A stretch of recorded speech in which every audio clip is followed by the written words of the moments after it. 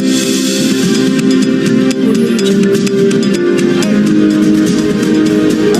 Road Jahangir Khan petrol पंपाचं आज रीतसर असं उद्घाटन झालं।